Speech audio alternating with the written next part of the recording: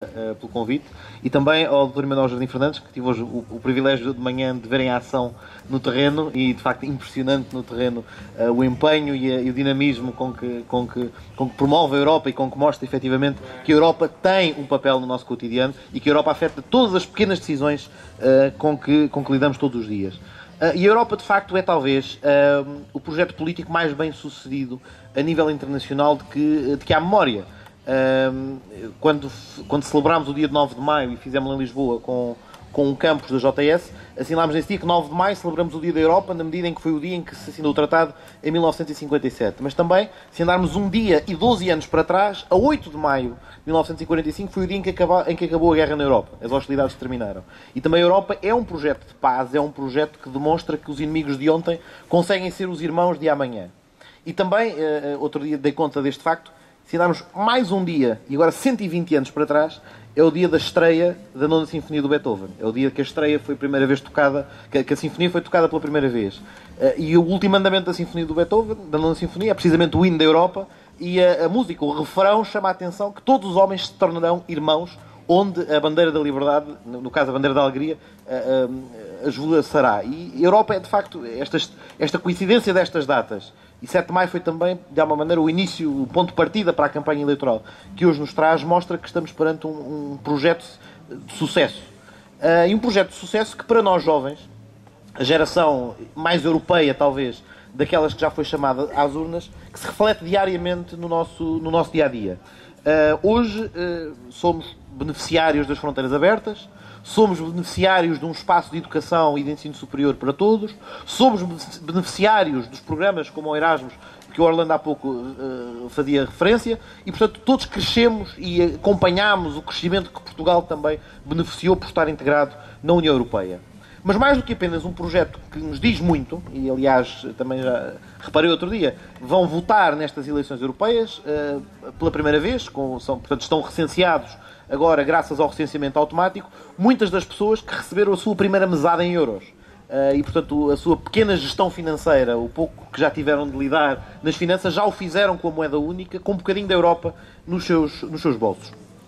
E a Europa está, de facto, no nosso dia-a-dia. Desde a água que bebemos, a qualidade da água é regulada por diretivas comunitárias. O roaming do telemóvel que pagamos no estrangeiro quando nos deslocamos é regulado hoje por uma diretiva comunitária. O acesso à internet, a possibilidade de se cortar ou não a internet com ou sem autorização judicial, como foi discutido na última semana da sessão parlamentar do Parlamento Europeu que acabou, é matéria regulada a nível comunitário. Portanto, o tempo de trabalho, a licença de maternidade ou a licença de paternidade, tudo matérias que passam pelo Parlamento Europeu em Bruxelas.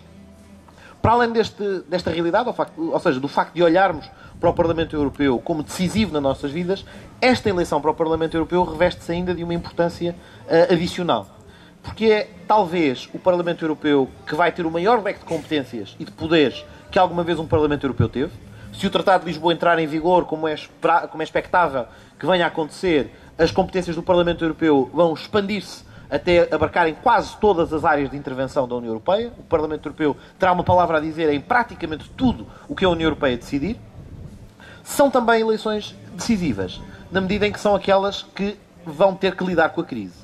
A crise que nos afeta hoje, em grande medida provocada por desregulação dos mercados, por a direita e os neoliberais terem deixado o mercado tratar conta de si mesmo sem regulação pública, hoje trazem-nos uma das maiores crises de que há memória. E para sairmos da crise, precisamos da intervenção europeia, precisamos de uma maioria de esquerda clara no Parlamento Europeu.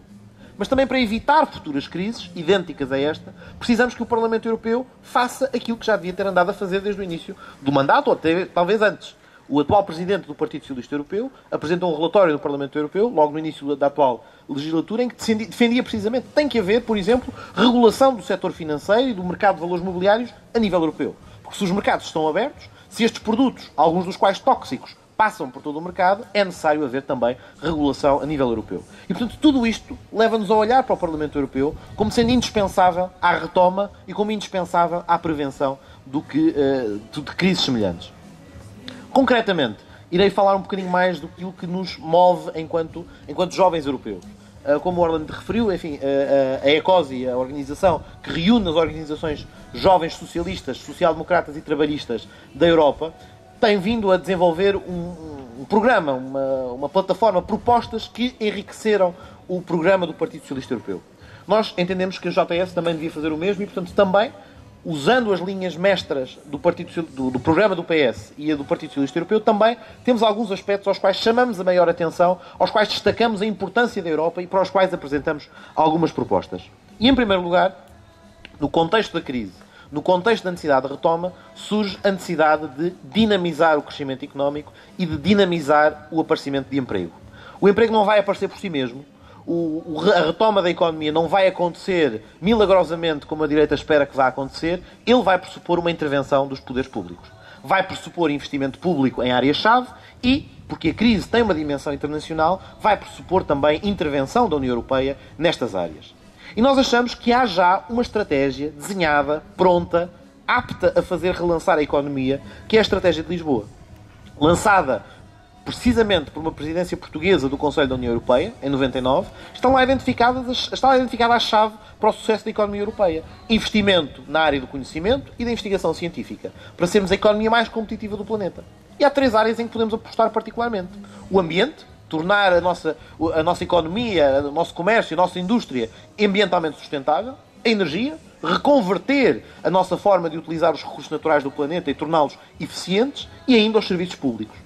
Temos uma visão de uma Europa social e sabemos que é necessário investimento público para melhorar a qualidade desses serviços públicos. Uma área, por exemplo, a saúde, é uma área em que provavelmente vai haver muito investimento e muita investigação nos próximos anos. Vivemos mais tempo, precisamos de cuidados de saúde durante mais tempo e, portanto, é natural que também aí haja um desenvolvimento. Portanto, a nossa prioridade aqui seria haver uma dedicação de 1% do PIB europeu à investigação científica. É o que, aliás, o governo português tem feito na área da investigação científica e hoje temos os níveis mais altos de investigação científica que alguma vez tivemos e a Europa deve seguir este exemplo. Enfim, não é um bom exemplo que tem funcionado entre nós. Depois, como o Orlando referiu, o Erasmus é talvez quase a menina dos nossos olhos, de alguma maneira. Nasceu do quadro da ECOSI, já no verão passado começámos a discutir esta proposta.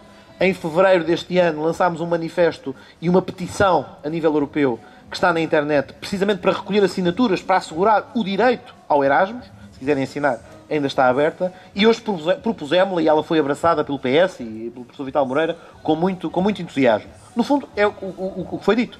O direito a fazer Erasmus. Não é apenas estar previsto no papel que eu posso passar 6 meses ou 1 ano fora. É efetivamente ter a capacidade financeira de todos e todos os europeus terem essa possibilidade de se deslocarem durante 6 meses. Porque, apesar de tudo, não é, como muitos dizem, um programa de turismo universitário. Antes, pelo contrário. É algo que abre horizontes a quem frequenta o programa e é algo que melhora e qualifica quem frequenta o programa. Porque se, em caso de dúvida, 2 candidatos ao mesmo emprego, com as mesmas qualificações, a mesma formação, um deles tiver feito o Erasmus e o outro não, ele está numa vantagem competitiva perante o outro. Porque enriqueceu o seu currículo, aprendeu com a experiência na outra universidade e pode tornar-se, potencialmente, um trabalhador com maior qualificação.